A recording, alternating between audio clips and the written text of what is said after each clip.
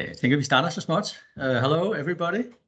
Maria, should we start the recording? I hope it's okay that we record this session, and if not, then unfortunately, we'll see you later. But good afternoon to everybody in Europe. Good evening, Asia. Good evening.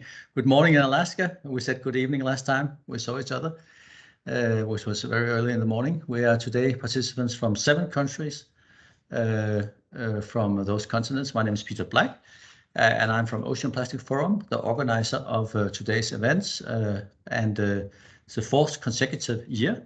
Our Ocean Plastic Forum members are here for the open business-to-business meetings with all of you. The first 2 times it was physical meetings, and due to COVID, it has been online meetings. Last time with almost 100 participants, a lot fewer this time. But hopefully that's because you had a lot of good meetings last time and made a lot of business together. We like to think so. This leads me to today's speed dating meetings. What's the purpose? Well, it is, of course, to discuss what you're doing in your companies, in your institutions, and also to create some value chains. We have in Offshore Center Ocean Plastic Forum made several value chains. One in Sierra Leone, another one together with Coop in Denmark for bottles of plastic packaging, and also Maersk Supply have also themselves made a value chain regarding mooring lines for anchor handling. We'll hear more about that from you, Charlotte, right after this. So those of you who have meetings this afternoon, you know that you have up to 14 online meetings. Morten Holmeyer will take us through this a little later. You can have up to 14 meetings with those companies participating.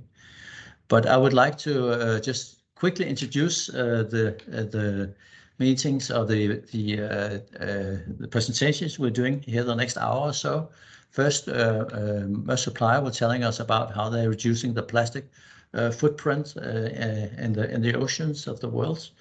Then we're going to hear a presentation from Greece about fishing for plastic, how they're doing down there with the organization here in Europe.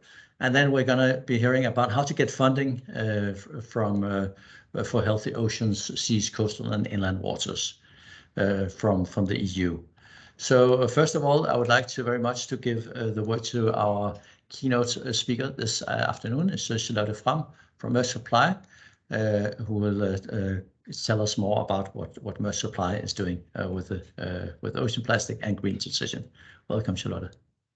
Thank you very much. I actually also have my colleague Avron with me. Avron, maybe you can turn on your camera as well, so everyone can see you. Good afternoon, everybody. I am frantically clicking turn on camera, but it for some reason it blinks, and then it goes away again.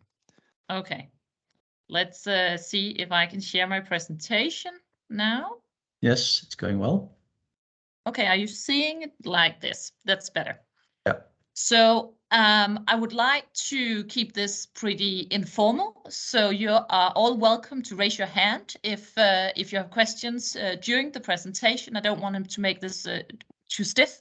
So please raise a hand. If I can't see it, then Morten, I hope you can kind of interrupt and let me know, because I would like to answer as many of your questions as possible. And now I can also see Avron. Today, we want to talk about our partnership and collaboration with the Ocean Cleanup. This is a non-profit organization, a not-for-profit organization that is based in the Netherlands. I'll come back to that a bit more, but it's just important for me to say this is not something that's solely funded by Maersk Supply Service, but it's actually very much funded by the Ocean Cleanup, but where we have a big role of helping them using our capabilities to help solve a problem that we all see, plastic in the oceans. So that's just a little bit of introduction. So what we'll talk about today is, first of all, the problem, because we do see it as a problem. Then what is the Ocean Cleanup actually? What is our role in Maersk? And here we'll both talk about our role in Maersk Supply Service and the role that we have, but also Maersk as a broader company is helping with the logistics and much more. Then the majority part of this will be the number 4. So what is it that we're actually doing in the Pacific Ocean?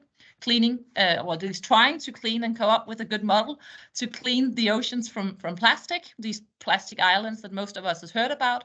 And then in the end, a little bit about also another project. It's a river project, but also plastic from rivers. So that is kind of the layout of the presentation here. So the problem of ocean plastic. I think that we're all here today and listening into this call.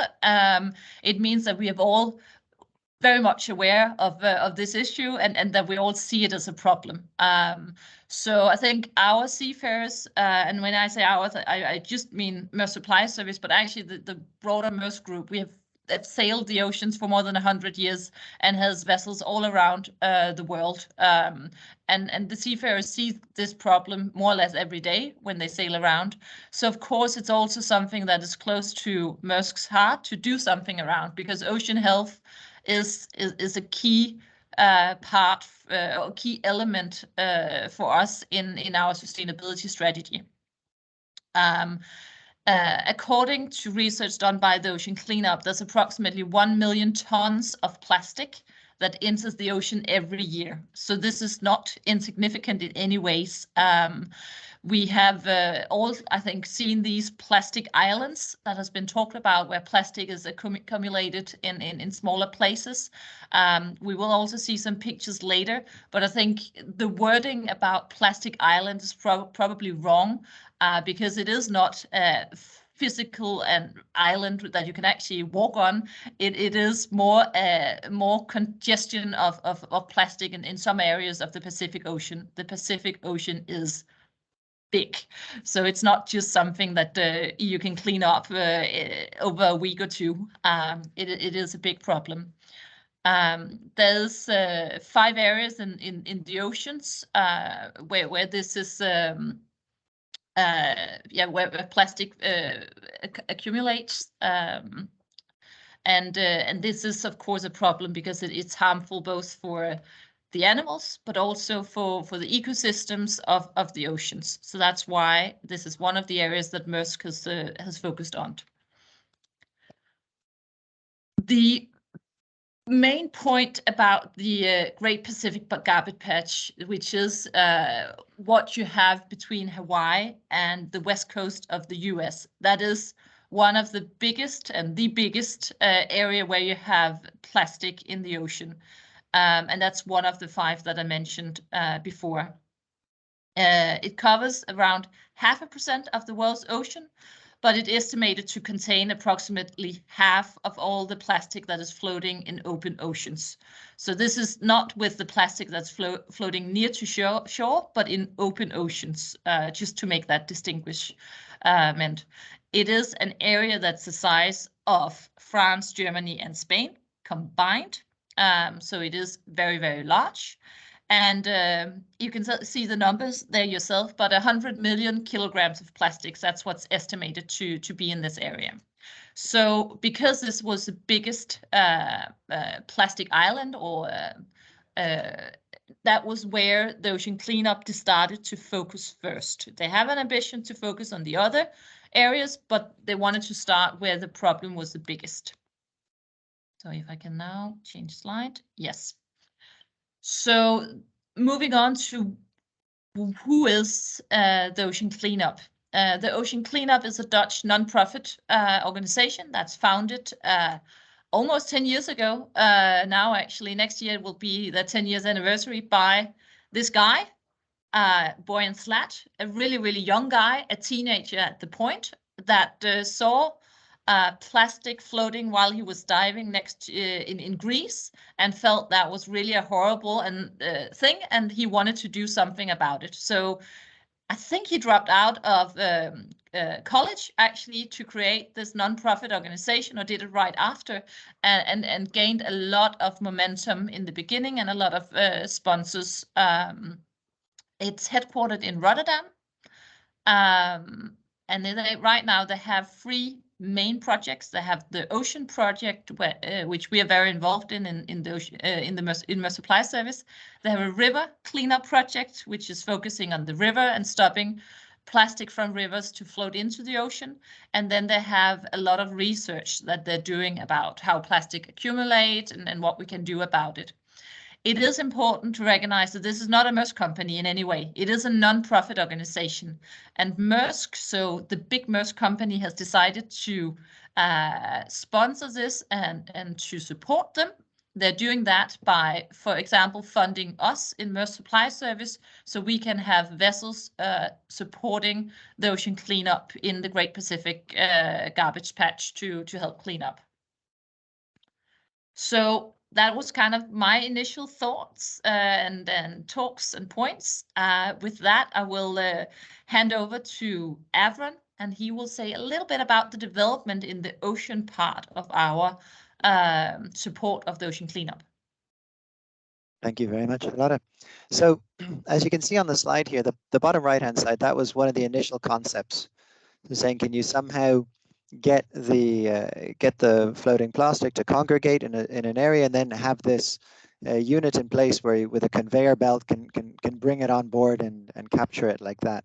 That was one of the initial ideas, but then it developed over time to being something where, you know, can you have some sort of a harvesting barrier that will float along but float faster than the floating plastic and capture it that way, and then you can periodically come along and take it out.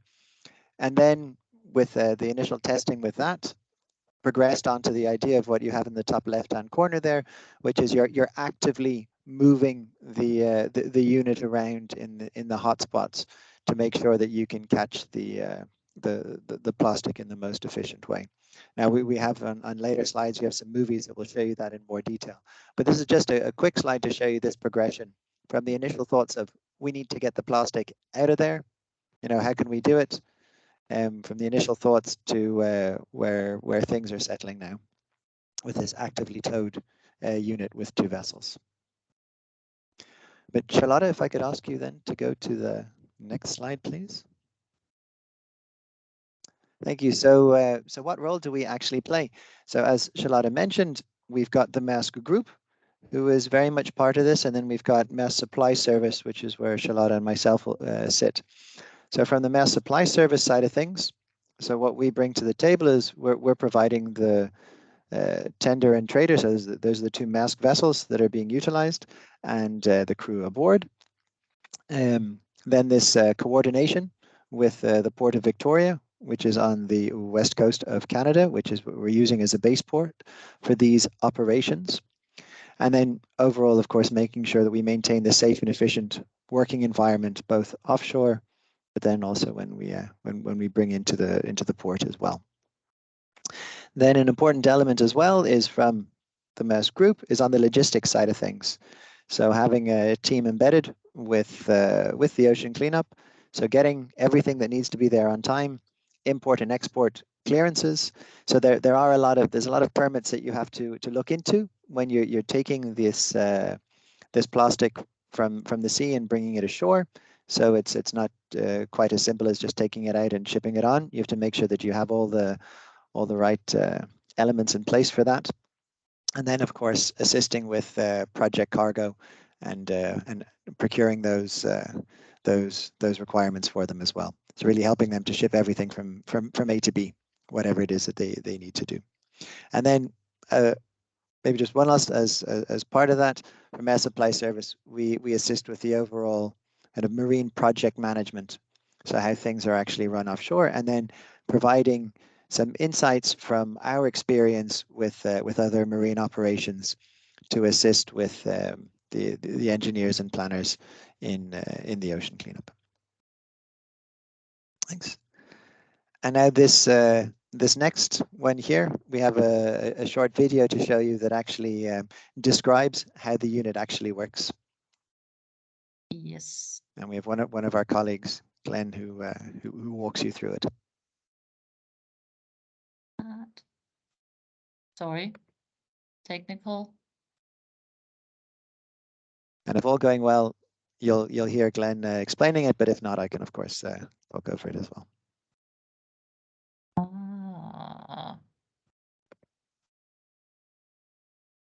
I do that? Is this? No. Sorry, that is my technical skills here. Why do we have it here?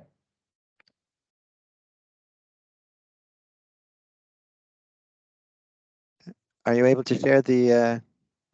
No, there's no sound. No. Okay, let me just check again because I can. That's my fault then. I think you have to do it right when you also start the it vessel up. that you can see behind me. Those vessels are. There was sound before. There was sound? Yes. Okay. Yes, sorry. I did check it before and then still can't make it work. But here, no, that's still not. That's a presentation. It's really Teams. Why is that so? Here you go.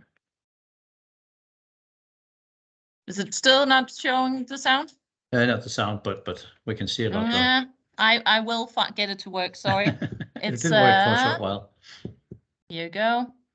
And then it's this one. And it has flotation along the top, which helps it to keep its shape. And it's connected at each end to one of these vessels, the one that I'm standing on here, and also the vessel that you can see behind me. Those vessels are moving ahead at a very slow speed. It's about 1.5 knots, which is less than 2 miles an hour.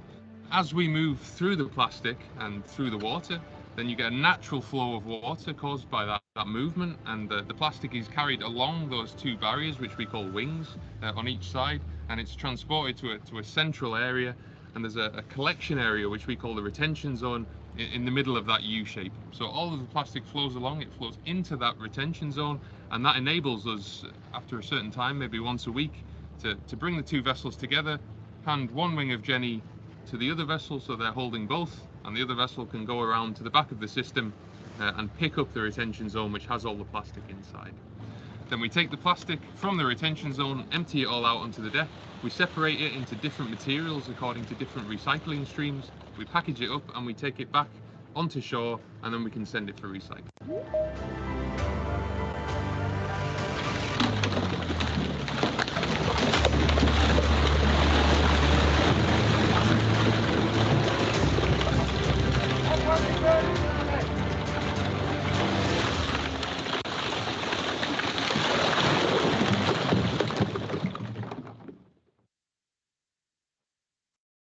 Good. Got Thank it you, to work. Charlotte. And of course, just when he was referring to Jenny, Jenny is how they have dubbed the system itself. So they name each system. The system 001 was called Wilson, 002 Jenny. We'll see what they call 003. And you may have noticed he had some rather fashionable sunglasses on his head there, and those sunglasses were actually manufactured by the Ocean Cleanup with some of the plastic that they were able to take out of the ocean in some of the initial phases. So he was well prepared for that interview. But maybe just give a quick update on where we are with the project. We have Voyage 12 is currently underway out in the Great Pacific Garbage Patch, and that's where it was being presented, where that video was filmed. When we look at harvesting plastic, so we reached the 100-ton milestone over the summer, which was a big moment for everybody involved. And here we've now reached over 167 tons. I think since we sent through this presentation, we've actually now, I think we're over 180 tons at this stage. And part of what we're doing, and we'll have a little video of it a little bit later on, but part of what we're doing, or what the team is doing, is going from System 2 through to System 3, which will be approximately 3 times the size of the original System 2. So I think this System 2 has been very good to show that the concept works. And then System 3 is about then working on the scale of that. But you'll see that in the in a little video we have later on. Then yes. And it was just to say that you can actually track the process of how the team is doing offshore by going onto the Ocean Cleanup website, and you can actually then click on the unit, and it'll show you if it's in the Great Pacific Garbage Patch or where it is, and then give you some indications as to what the harvest has been and how far it is actually covered. Back to you, Charlotte. Yes, I think this is just a few snapshots from the journey. The first one here is actually from the launch in San Francisco in 2018. I was there. Everyone was extremely excited, but I think it's fair to say that there has really been some bumps on the way. It started with this Wilson, which turned out not really to catch that much plastic as they hoped. And since that it has developed into that system that you see down here. But it is interesting to follow kind of the trial and error process in such an organization. You try something and then it doesn't work, and then you try something new. But I think it's fair to say that with the milestones that they reached this summer with the 100 tons, they now have a system that's actually working, where they actually collect some plastic of a certain volume. It's still a long way to go, and we still need to address plastic from other sources, from the rivers and so on. But now they actually seem to have a system that collects plastic. So they've come a long way since 18. And so have a question from the audience. Yes, hi. I was wondering how they avoid catching wildlife in Jenny or any of these systems. Thank you. Yes, yeah. So if you look up here, what they have is kind of have a net under here that's a couple of meters, and they're towing it very slow. So what they see is actually that it's so slow that the fish actually just swim underneath it.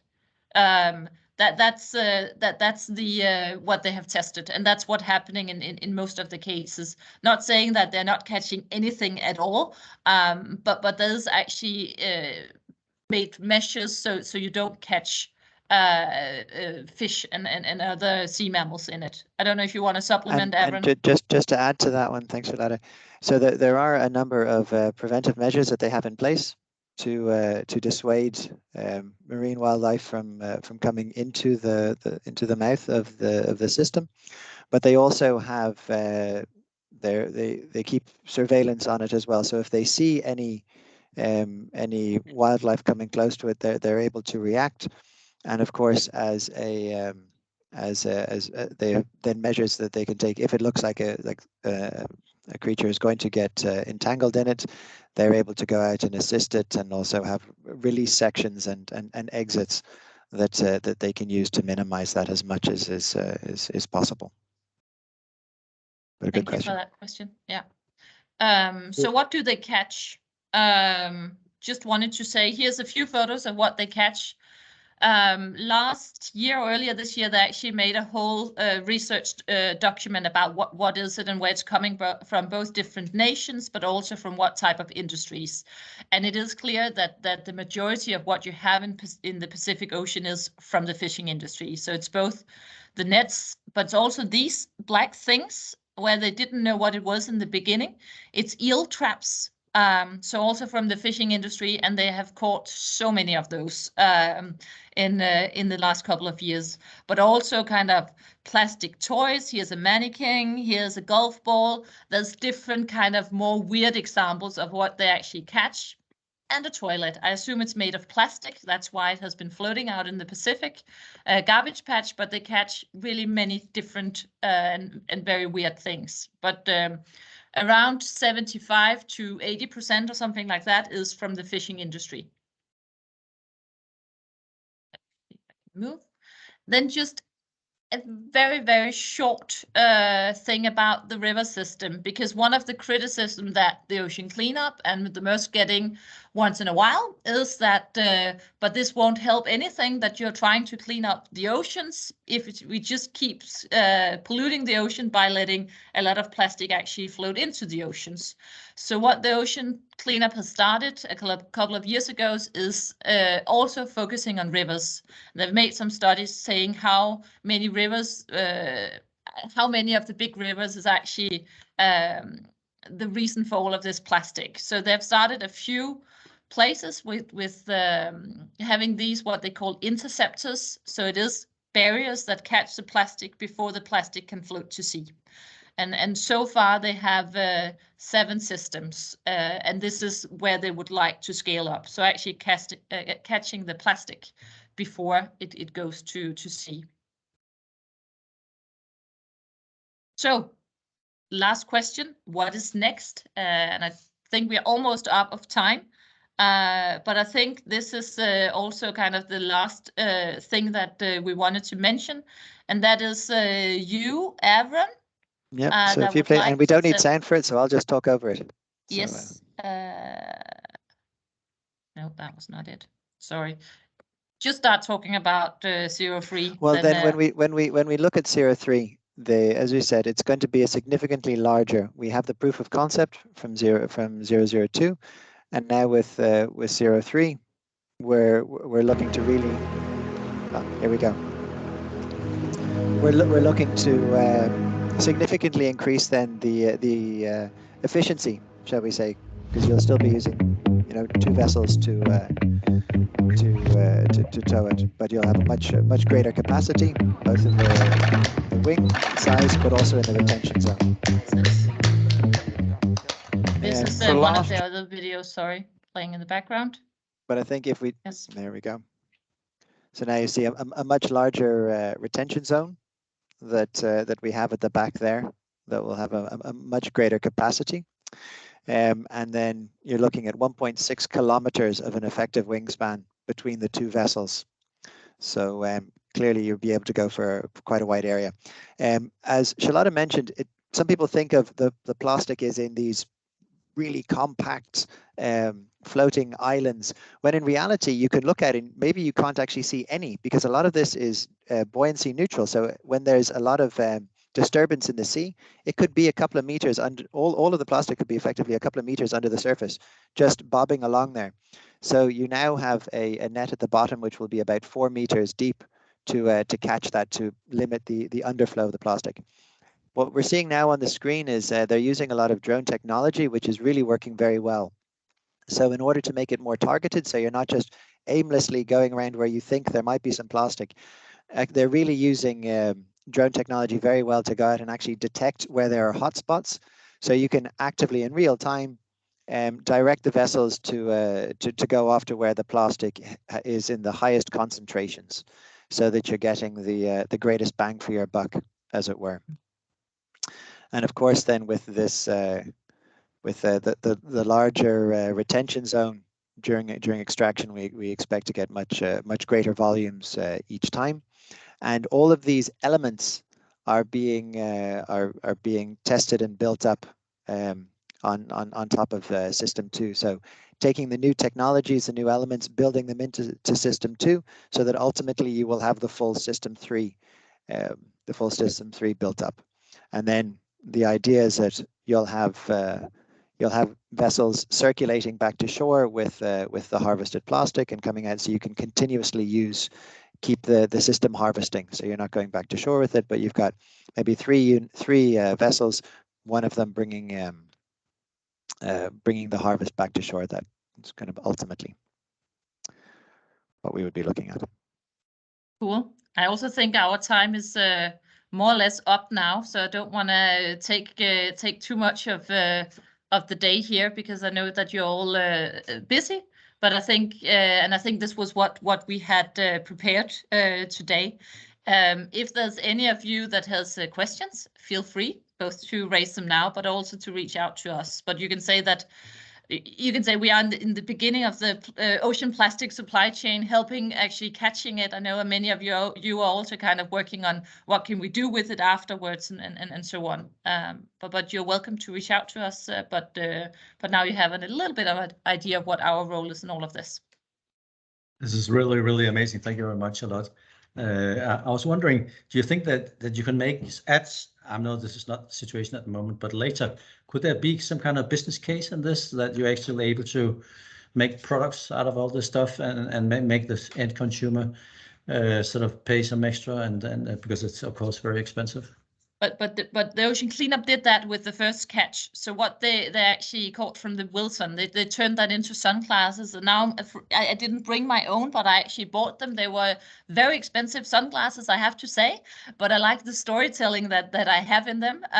But they actually did that, and the ocean cleanup is working very much on creating some ways of turning this into a business that potentially can fund the upgrade of the system, because right now they're dependent on sponsorship a lot, but ideally they would like to turn in some kind of business case where they can use the plastic into products, and that can then fund the future for this non-profit organization. So that is the idea, and yeah, I don't want to. I think they should say what they can, but right now that's what I know. That is part of their plan. Back to you, Morten. Yeah, thank you, Charlotte and Aaron. Nice presentation. Thank you. So we are moving on to the next speaker in the program, Lefteris Arapakis from the company Enaleia, and Lefteris will tell us a little bit about fishing for plastics. So please.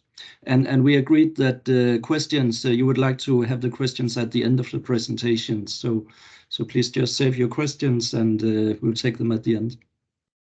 Yes, thank you very much, Morten, and thank you for organizing this amazing event. Also, the previous speaker for the amazing work that they are doing. It's really great. Hopefully, I can share my content if that's okay. So let me know if you can see the presentation. Or maybe it's kind of inbox now. You see? Yeah, we see your browser, your email. Yeah. No, I'm sorry for that. Okay, I think it must be okay now. So, as Morten said, my name is Lefteris Arapakis. I'm sorry if it's hard to pronounce. I guess it's all Greek to you. I'm the co-founder and director of Enaleia. Enaleia is a social enterprise, and we started in Greece. And in Greek, our name means together with the fishers. So we started a few years ago, and when we started, we had no idea we would be working into plastics or sustainability. We started because of the Greek economic crisis. So back then, the unemployment was at 29%. Youth unemployment was 60%. Half of my friends were fleeing the country. So I really felt that I wanted to do something about that. So over that period of time, I was discussing with my father, and my family, they are professional fishermen for 5 generations. So my father was complaining, and I think that's typical fisherman behavior, to complain that they couldn't find enough personnel for the fishing boats. So I'm like, we have so many unemployed people, and the fishers want to hire more. So why not train them and put some sustainable fishing into that? So this is what we did. I told it to a friend, and we started the first school for professional fishing in Greece. We trained more than 130 students, created more than 100 jobs in the country in just a couple of years. But the point is, I had no idea about fishing. I studied economics and management. I'm probably the worst fisherman in Greece right now. So when we were creating the curriculum for the fishing school, we went on various fishing trips with any kind of fishing boat. And then on our first trip, it was in these beautiful islands of Cyclades in the middle of the Aegean Sea. I was really shocked to see that the fishermen were collecting in their nets not only fish, but also plastic, like a lot of plastic. And I still remember we got in the first catch a soda drink that was so old, it had expired back in 1987. So it was like 30 years in the sea. And I was looking at that in my hand, and then the fisherman took it from me and threw it back in the sea. And he told me that, this is not our problem.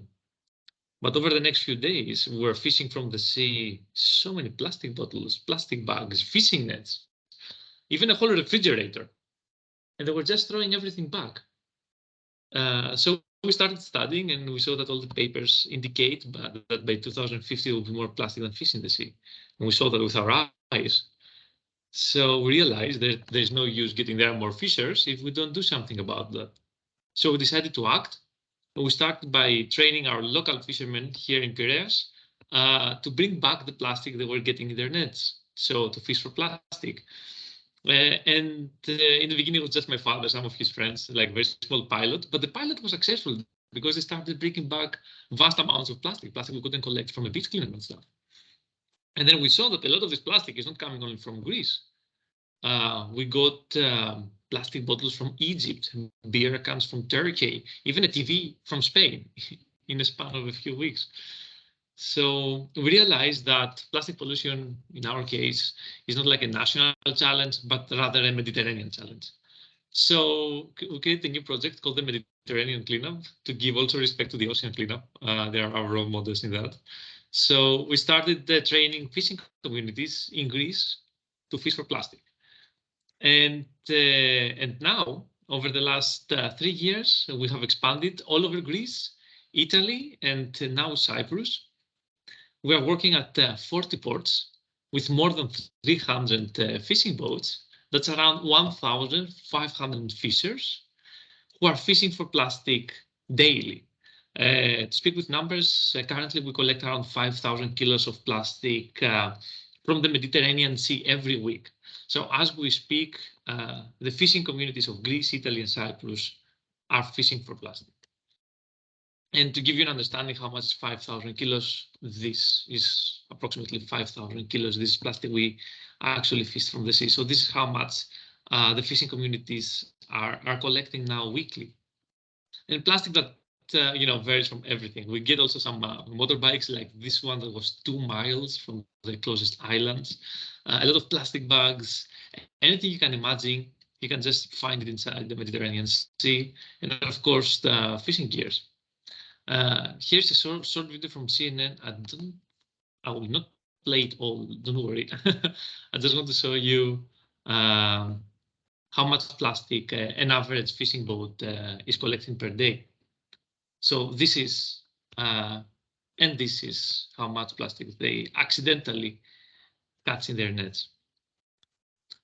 So yeah, imagine there are now 300 boats doing that. But another point that we realized is that collecting plastic from the sea is not actually solving the problem, it's treating the symptom. And it's like, we are in a boat and the boat has a hole and gets water and we are sinking. So what we are doing now with the cleanup is we have a bucket and we put the water out of the boat. So we're not solving the problem. We need to, prevent plastic from entering the sea in the first place. We need to cover the hole in the boat to protect us first. And something we've seen is that the most common plastic waste to find in the Mediterranean is fishing gear, is lost fishing gear.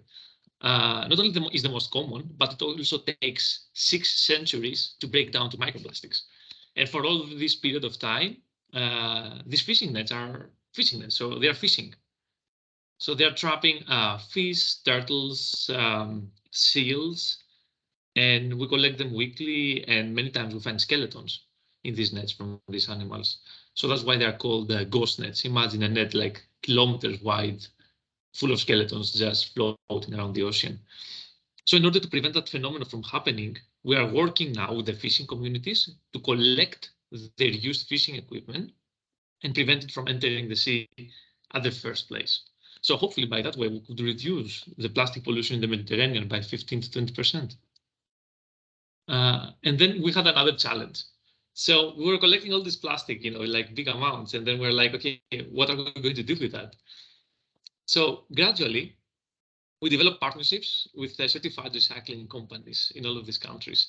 And now these companies are putting special containers in each port that we are operating. So the fishing communities are putting the plastic in these containers. Usually we'll have an employee in each of these ports that's using also blockchain technology to verify that the plastic is coming from the sea of that area, and at the same time to make a data analysis of the plastic. So once the container is full, it goes to some sorting facilities, it gets sorted, and then it's sent to some upcycling companies.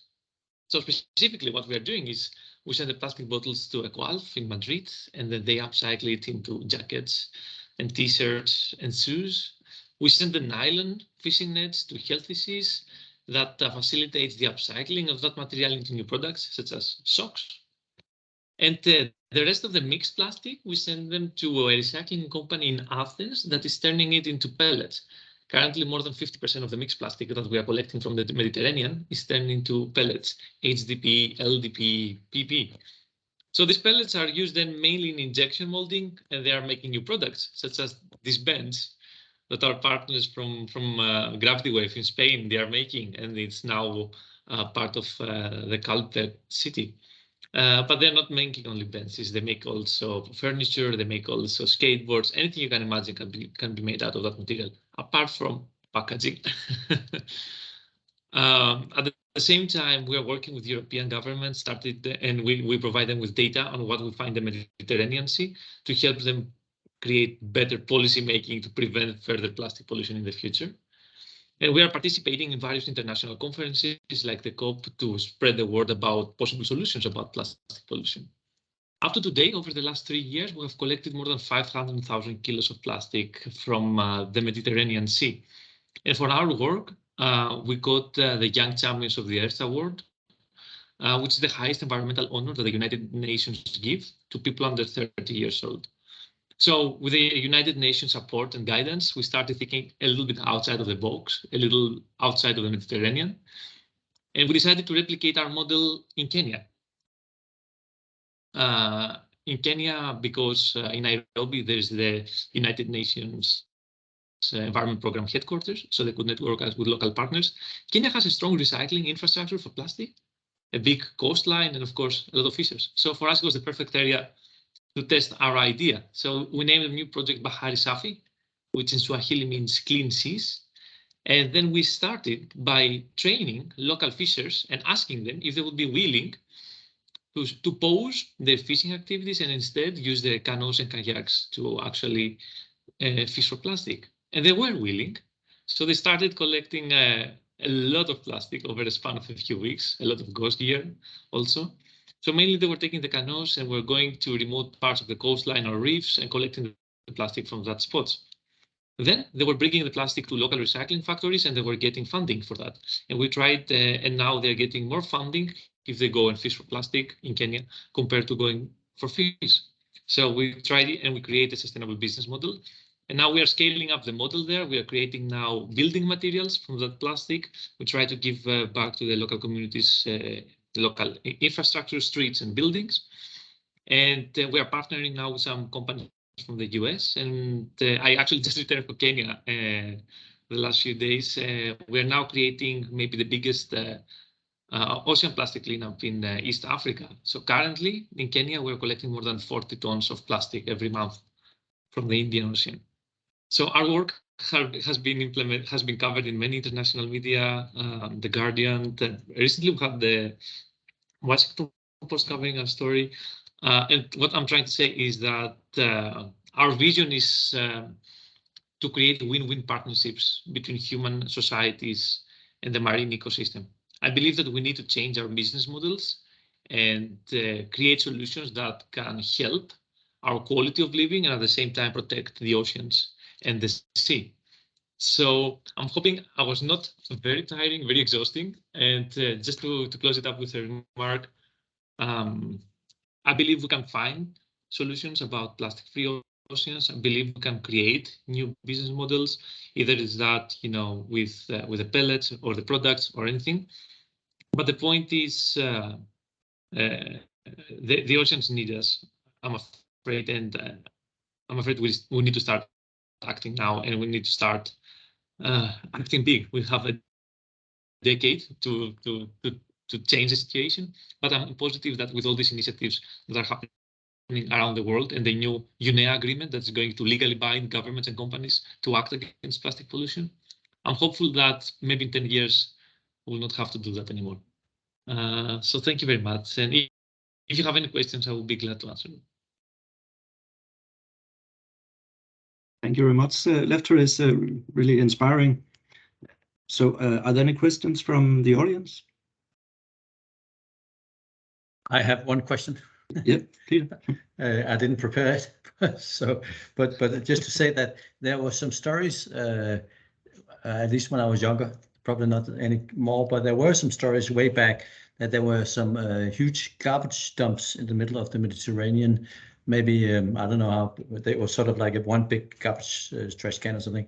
I don't know. Is it correct? Is this the situation? Are there some huge dumps out there, or how does it look? Yeah, sometimes we find one of them accidentally. So what happens is that the Mediterranean is not flat in the bottom, so it has ups and downs. So in the downs, let's say the valleys, sometimes there's a huge concentration of plastic. So let's say last week we had a fishing boat in Western Greece. They just dropped their nets, going for cod or something like that. They pulled it up and they collected like 600 kilos of plastic just a couple of hours. And we contacted the local scientist, and he told us that there are specific parts in the Med that are a hyper concentration of plastic because of the underwater currents. So that's the case. But from my experience now, it's funny to say that the fishing community have turned to like this major activist group, and they are not easy people. They're very rough and not very friendly towards the environment. But now they see the impact of their work, and I will give you an example on that. I was in this small fishing village in North Greece, and I was talking to the leader of the fishermen. He told me, okay, I will collect plastic, don't collect plastic. They don't care about that, I'm like, okay, it's fine. Just do your part and I'll deal with the rest. So over 2 weeks, I had like more than 180 conversations one-to-one with all of these fishermen in the port. And everybody was telling me the same stuff, like, I will collect plastic, nobody else is going to. And then the first day of the fishing season starts and everybody's bringing plastic. And they fill the whole port with plastic, And then they were like, oh my God, were we collecting so much plastic from the sea daily and throwing it back? So then these guys became really passionate, and they started recruiting more and more fishing communities. So this is how we expanded practically. And this is how we get all these stories. We now get to understand and see what's inside of the sea. And the fun part is that we don't spend any energy to do our cleanups. They just go for fish accidentally. So it's the change of behavior that has so significant results. So that's why we are very cost efficient, and they're just bringing the plastic back instead of throwing it in the oceans. So more or less this is what we are doing, and this is how we get all these weird stories about the Mediterranean and the Indian Ocean. Thank you. It was very, very interesting. Thanks. Any more questions? Okay. Thank you again, Lefteris. Really great story to hear about. So our next speaker, the final speaker on the program, is Niels Gøtke. So now we heard about 2 great initiatives, but we also know there's still a lot of room to develop new technology and products to solve this problem, and that's costly. And the EU has programs dedicated to this, and Niels will take us through some of these options. So Niels, please, when you're ready. I hope so. You can hear me? Yes. Okay, good. Thank you very much, and thank you very much for inviting me here. And yes, I will give you a short introduction to the Horizon Europe and the funding opportunities that we have there, and also say a little bit about the initiatives that we are having at the moment, focusing on the oceans and the water. So I'll try to share my screen. Can you see it? We see it, yes. Okay, good. So, but it's not in presentation mode. Okay, I'll put it into presentation mode. Just a moment.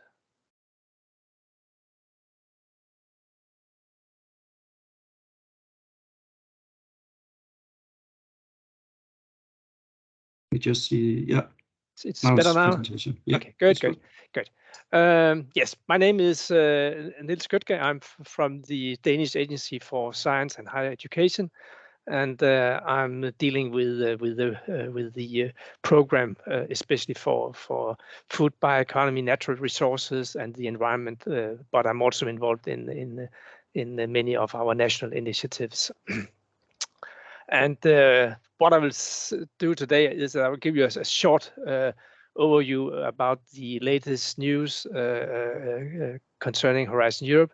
I will come into cluster 6, which I think is the most relevant cluster for you, and then say a little bit about 2 of the partnerships that we are now starting in Europe, and also a little bit about the mission that we have also initiated, which is focusing on the ocean and waters. So that's my agenda. And yes, I think last year I was also participating here, and that is the figure which gives an overview about Horizon Europe, which is a huge research and innovation program, which is running in Europe. It's the biggest in the world. It has a lot of different instruments and focus areas. But in principle, we have three pillars. One pillar which is having focus on excellent science. It's about what we call the European Research Council. We have also education, Marie Curie actions, and then we have a focus also on research infrastructures, which can also be relevant in this context. Then we have what is the biggest area, which is the global challenges. And here we have divided this pillar into 6 different clusters. And what I'll do today is that I will focus mostly on the food bioeconomy, natural resources, agriculture, and environmental cluster. But as you can see, you have also other clusters, and there are connections with the clusters, and especially cluster 6 and cluster 5, the cluster which is focusing on climate, energy, and mobility has a relevance also in this context. So that's just to give you an overview. And in the last pillar, we have the different instruments or programs focusing on innovation. We have created an European Innovation Council. We have also the European Institute of Innovation and Technology, which is having the so-called KICS, knowledge and innovation communities, and we have I think 9 KICS today, and we are heading for having a new KIC, which will probably be initiated in a little bit more than 1 year. And I think that is something which could also be relevant for this group and for those who are involved in transportation, water transportation, and the oceans, because this will be a KIC, an innovation action, which will focus on water transportation and all the innovation challenges that we are facing with regards to water. But it is something very, very new, so we have not even started to discuss the content, but that's just to send you the signal that there will come something quite big in the innovation area from the EIT in 1.5 years time. So that's just an overview. Cluster 6, which I think is the most relevant, but as I said, there could also be things or topics in the other clusters. It has 7 destinations. It has 180 topics. It has nearly 600 pages. So it's just to give you an idea that we have a very, very big program here. And of course, you are not able to read everything, but I think there's normally a good, there's a very good overview in the beginning, where you can see the different topics listed, and then you can scroll down and you can easily also find into the topics that might have an interest for you. So I think to navigate in the program, I think that has been made quite good. So it is not so complicated as it may look like when you see that there are 600 pages for this cluster, and you have nearly the same amount of pages also for the other clusters. The new program for 23 and 24 has recently, a couple of days ago, been pre-published. So that means if you address this website here, you will have the total new work program for 23 and 24. So you can go into that here. Here you see also yes, the cluster 6, how it is constructed with the 7 destinations, how much budget you can find in these destinations, also how many topics you can see there. I think for your for this group, it is primarily the biodiversity, the clean environment, and the land, oceans, and water for climate action destination, which is the most relevant. But there might also be something in the other destinations. I'm just here taking out some examples of the topics, and with red I have yes tried to put focus on some of the topics which could have an interest. But I suggest that you just take this as an example, and you take the link that I showed you before, and go into the program and scroll down and look after maybe other topics which could have an interest. But here you see that in the biodiversity destination, this destination which is dealing with biodiversity, I think there could be something there about the restoration of deep sea habits. If I go further, you can see the zero pollution destination. You have something about monitoring pollutants in the marine environment, and also some other examples are listed here, but there are more than what I could put here on this slide. So again, my recommendation, if you are interested, find the program and use an hour or something like that, just to scroll down and look into that and see if it is of interest for you. Here we have the destination 5, focusing on climate, and here you also find topics which has a focus on the oceans.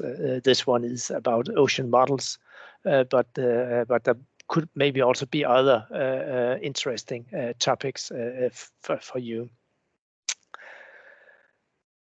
Yes, that was the general program.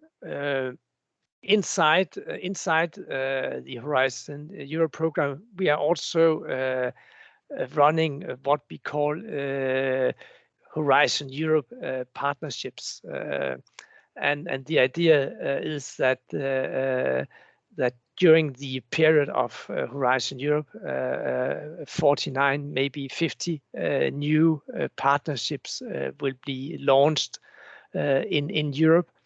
And among these partnerships, there will be one having a focus on the blue economy. It is called the Sustainable Blue Economy Partnership, and here you can see what sea basins they are. It is focusing on. It's the North Sea, it's the Baltic Sea, it's the Mediterranean Sea, and that's the Black Sea. And it's about sharing resources. It's about coupling the national initiatives, research, policy agendas together with what we have in Europe, to see if we can have synergy and more added value in doing things together. So that's the idea in the partnerships. You can also see this partnership will have a focus on agriculture. It will have a focus on fish processing, fisheries, about shipbuilding, ports, marine extraction of oil and gas, transportation. A lot of things will be in this partnership. There is a strategy which you will also be able to find if you go into the website of this partnership, where you will see this strategy, which also gives you a very good overview about what will happen in the coming years. I'll go a little bit further. Yes, here you have the vision. I think I have addressed that. And here you can see the countries which are in this partnership. The idea is that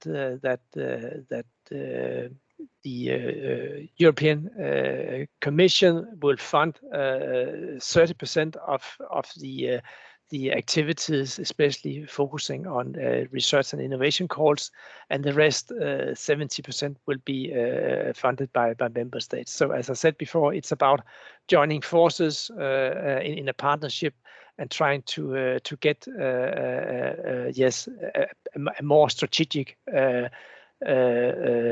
view on some of the big challenges. Yeah, again, here a figure showing a little bit what intervention areas we are looking into. It's a research and innovation partnership. That means that we have to do research. We have to find new solutions. But having said that, we are also able within such a partnership to link to other initiatives, so that we can see how a research project also can become a real solution which can be used in practice. So that's also very much in the partnership. The partnership will officially be launched next year in February, and there will be a call which will also be launched next year. The first call, which we have not yet finalized, so I cannot give you the content there. But there will be research and innovation calls and a lot of activities each year. Denmark is a member, and as you saw in the slide before, you can also find the other European countries which are members of this partnership, which will be led by Italy and Norway.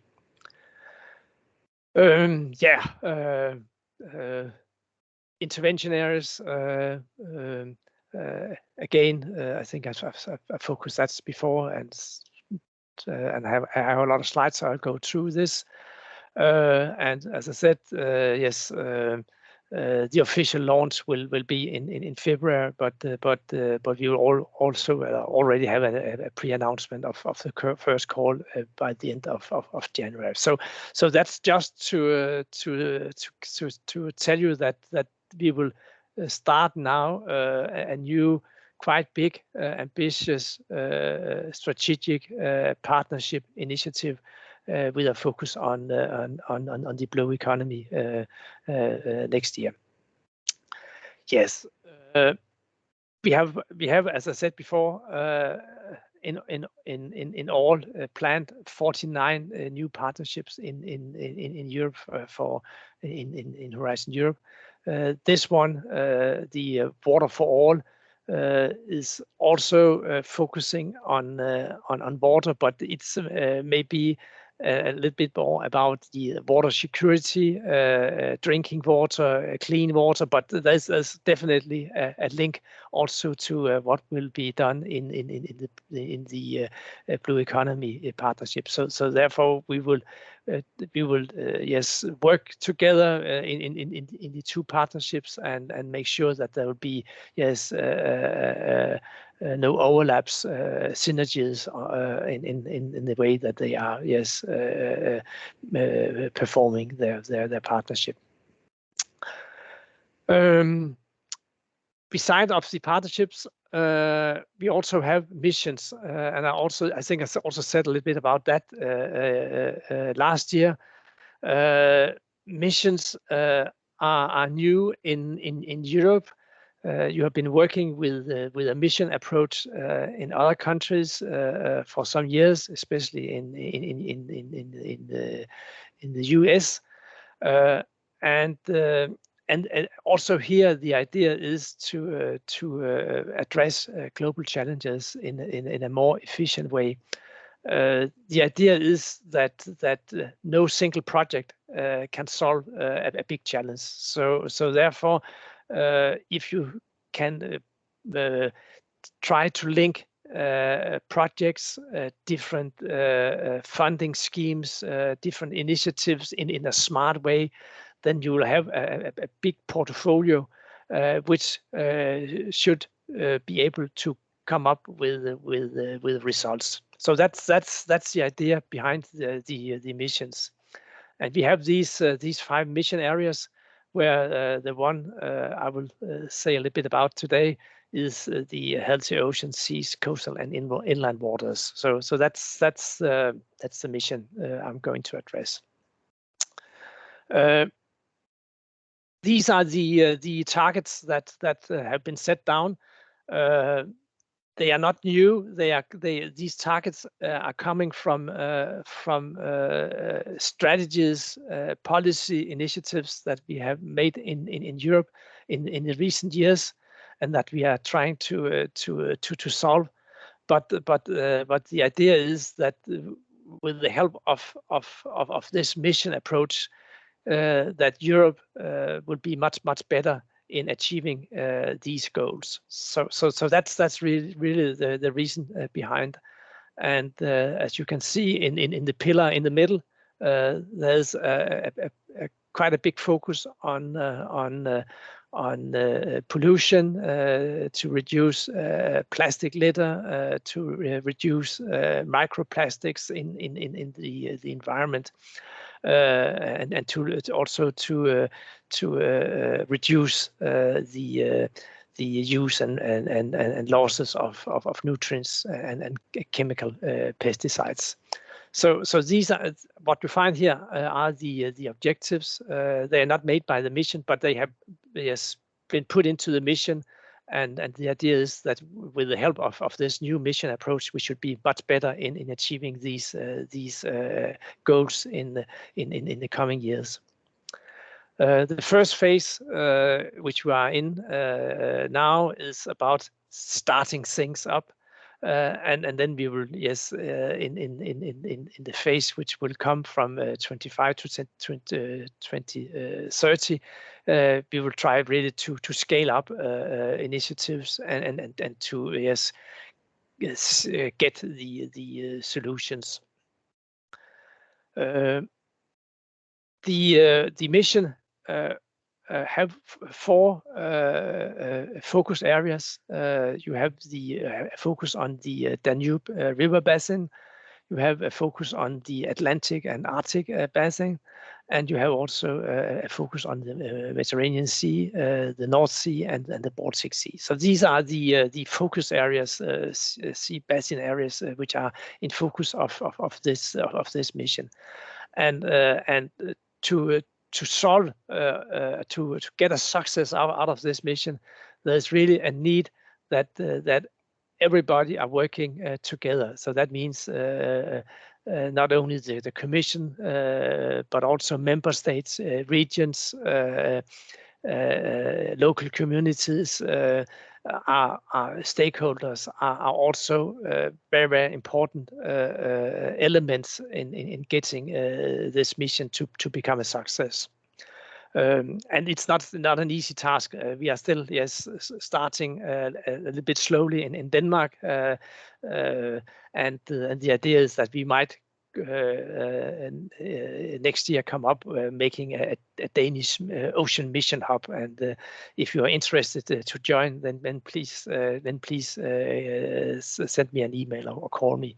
We have not started it up yet, but we are talking with the Ministry of Food and Agriculture and Fisheries. We are talking with the Ministry of Environment, and we also with the local communities. And of course, we have also all our universities involved in this.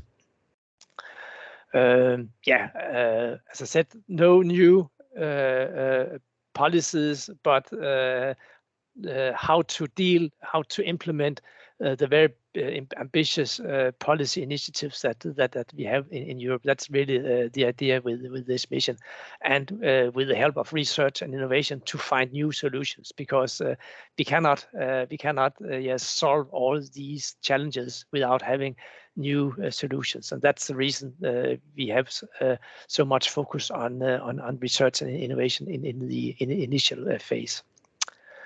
I will not go through all this. One idea, as I said, is really to combine funding, and that means not only look into Horizon Europe funding, but also what are other funding instruments in Europe, the regional fund, the LIFE program. A lot of different funding opportunities. Look into how they can be used, and to do that in an efficient way, we also have to work with all member states. We have to also to get member states to address the challenges that we are facing in the mission with the help of their programs.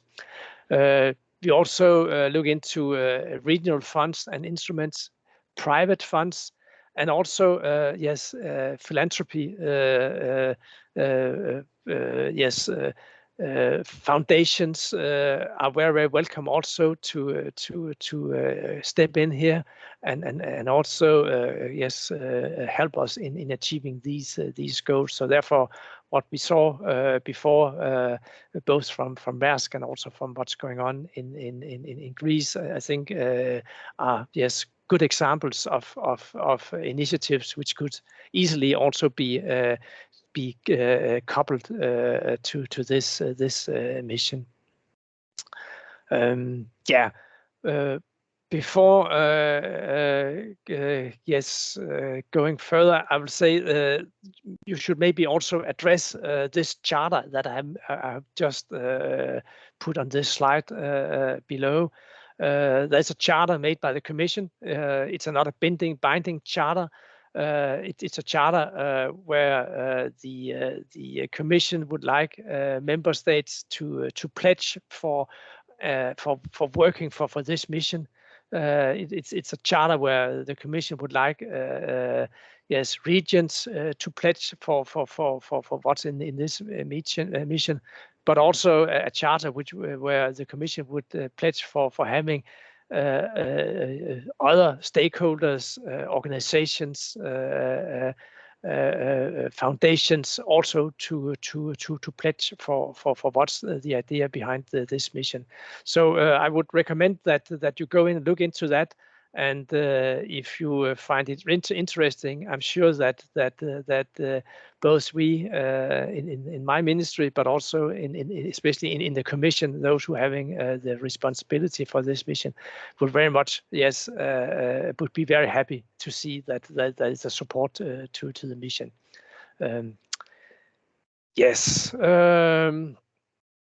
Again, citizen stakeholder engagements are important.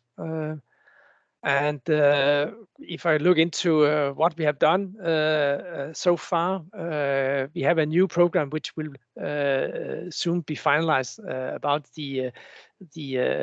for the mission for 23-24. But we have already in 21 and 22 addressed some of the challenges with to eliminate pollution in our oceans, also addressing the problems with plastic and microplastics. So there have been initiatives, but there will be more initiatives in the coming years. I think that was what I had in my presentation here for today. Thank you very much, Niels. Lots of exciting opportunities here. So now, are there any questions from the floor? I have one question for you, Yeah. Niels. Just you were mentioning that there's some new missions coming up for 2023-24. I heard from some of our Norwegian friends that they knew a little bit about those initiatives already. Could you tell us a little bit about them, so we also are a little prepared about that? Oh, yeah, I'll say they are very much in line. I didn't bring. They didn't tell us what it was. They just told us they knew. Okay, but I think what we are doing is that we are trying to implement the mission. There is an implementation plan. You can find that on the Commission website, and this plan looks for the period until 2030. But each year we will have a new work program, and there's a work program also for 23, which is nearly finalized but not published yet. We have it, of course. I have it not brought it with me here, but it's in line with what we saw in the first 2 years. And if you have some more precise questions, you're very welcome to address me after the meeting, because I have it, and I can also tell you what you have in there, and maybe also send it to you, because we'd like that very much. Yeah, we also we are not able at this stage to publish it, but okay. So Norwegians they knew about it. But if there's a special interest, we'll be willing to share it with you. So thank you very much. We have a sister organization in Norway who are informed about this, so that would be nice. Yeah. Okay. Good. Yes, thank you. Yeah. Great. Any other questions? Okay. Thank you very much, Niels, for a great presentation. So before we end this session of presentations, I'll just give a little bit of information about the one-to-one meetings that is commencing now at 2:30. So basically the meetings are 30 minutes long each. This is a suggestion for an agenda. You could use 5 minutes each to introduce yourselves, then use 15 minutes for discussion of potential collaboration opportunities, and then 5 minutes for conclusions. And you can use the message system on the event platform to send information back and forth. The meetings in your own personal agenda can be found at this web address, and you simply click the menu point meetings, and from there you'll be able to start the individual meetings. So the meetings will take place in separate meeting rooms and not in this team meeting. You can still book meetings for the rest of this meeting session, so until 6 p.m. Central European Time. You simply use the system to book a meeting, and the meeting partner will then be able to accept. If you run into any technical problems, you can reach out to Maria on this phone number or email, and she'll be able to help you fix things. But I think now we had the morning session, and it seemed like things run rather smooth. So that's it from here. Just close this Teams link and join your separate meetings. So thank you very much for joining. Thank you. Thank you, Morten.